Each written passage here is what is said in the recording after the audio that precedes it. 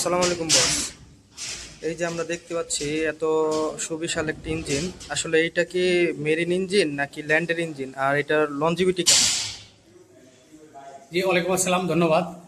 তোমার দর্শককে ধন্যবাদ, যারা এই ভিডিওটা দেখবেন তাদেরকেও ধন্যবাদ। একটু দেখবেন, কারণ এটা অনেক পুরান ইঞ্জিন।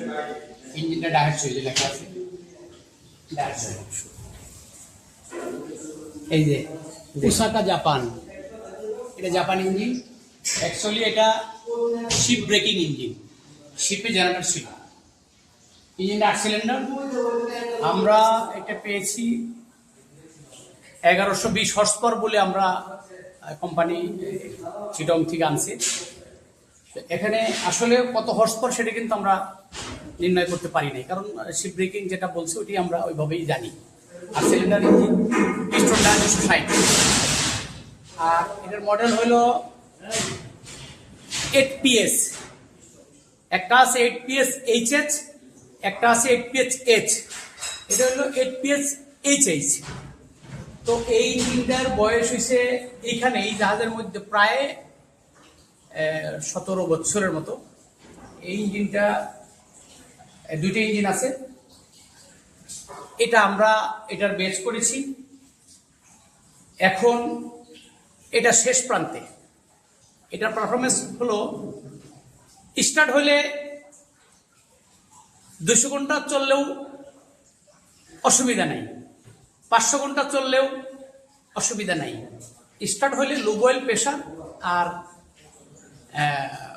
ওয়াটার প্রেশার বা ওয়াটার টেম্পারেচার, লো বয়েল টেম্পারেচার যদি ঠিক থাকে তাহলে ইঞ্জিন চলে। 1000 আর 2000 ঘন্টা নাই, নন স্টপ চলে, কোনো রকম যদি স্টার্ট দেওয়া যায়। আর এই ইঞ্জিনগুলি আমাদের দেশের থেকে বিলুপ্ত হয়ে যাচ্ছে, মানে বাদ হয়ে যাচ্ছে। এর একটাই কারণ, স্পিয়ার সমস্যা। স্পিয়ার থাকলে এই ইঞ্জিনগুলি সচল থাকতো, তুলনামূলক কিন্তু তেল খরচ কম। স্পিয়ারের কারণে এখন খরচ বেশি, কারণ স্পিয়ার পাওয়া যাচ্ছে না, যার জন্য খরচটা বেশি হয়। এক সময় এই ইঞ্জিনগুলি ছিল হেভি ডিউটির জন্য। বাংলাদেশে এই ইঞ্জিনগুলি এক সময় চাহিদা ছিল। এখন চায়না ইঞ্জিন আসার কারণে, স্পিয়ার অ্যাভেলেবেলের কারণে চায়না ইঞ্জিনগুলি মার্কেট পেয়ে গেছে। এখন এই ইঞ্জিনগুলি নাই বললেই চলে। এই ইঞ্জিনগুলির বিশিষ্ট দেখেন, বিশেষ বিষয়গুলো আছে, যেমন ফুয়েল পাম্পগুলো সেপারেটার, আর সিলিন্ডার 8টা ফুয়েল পাম্প। আর গভর্নরটা দেখেন মেকানিক্যাল। এই মেকানিক্যাল গভর্নর আমি একটু দেখানোর চেষ্টা করি। এই স্টক, এই স্টক, এই স্টক, এই ওয়ান, এই স্টক, এই ওয়ান, মেকানিক্যাল গভর্নর।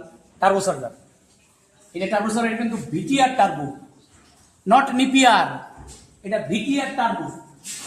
এই টার্বোগুলো অনেক প্রাইজের, অনেক মূল্যবান। তো এখন আস্তে আস্তে ইঞ্জিনগুলো বাদ হয়ে যাচ্ছে।